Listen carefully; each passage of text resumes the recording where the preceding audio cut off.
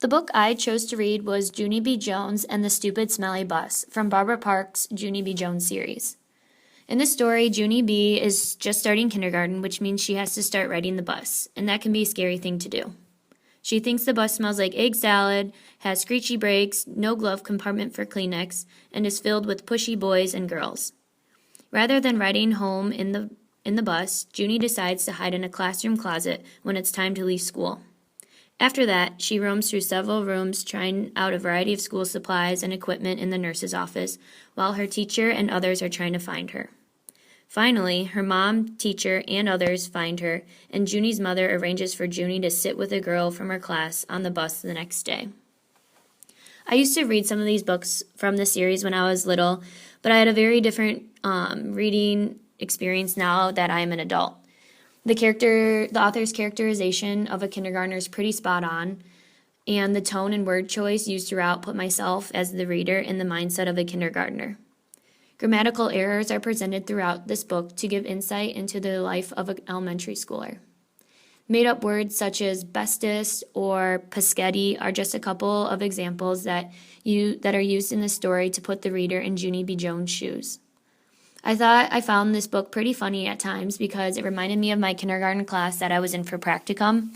There were a few kids in the class that reminded me of Junie B. Jones' personality, which just proves the author, Barbara Parks, does an excellent job of setting the reader up to make text-to-self connections, not only with children, but adults like myself as well.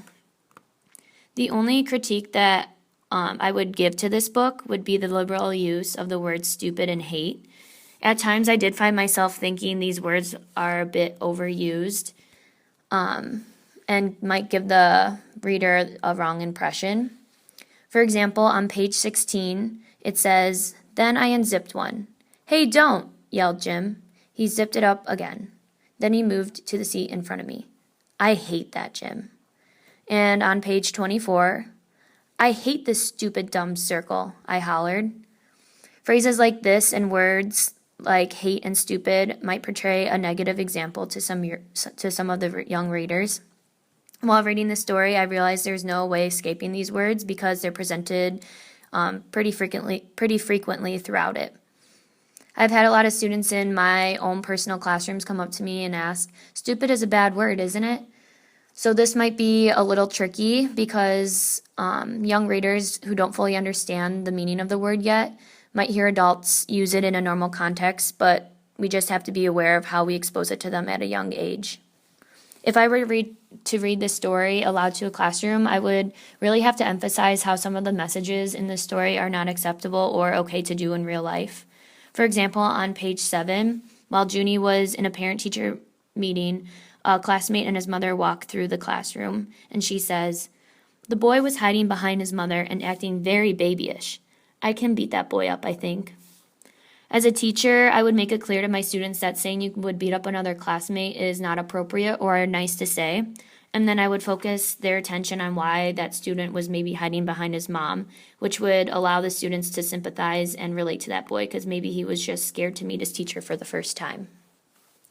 Because the series of books consists of grammatical errors, misspellings, and some negative vocabulary words for children, people have been divided as to whether it should be banned or not, and it actually is banned in some areas around the U.S.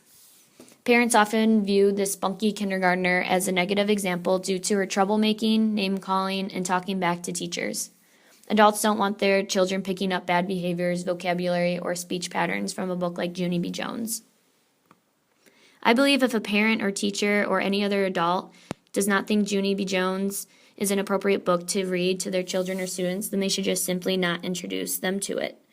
I think Barbara Park's intent was not to mislead readers, but to allow them to gain insight from the character.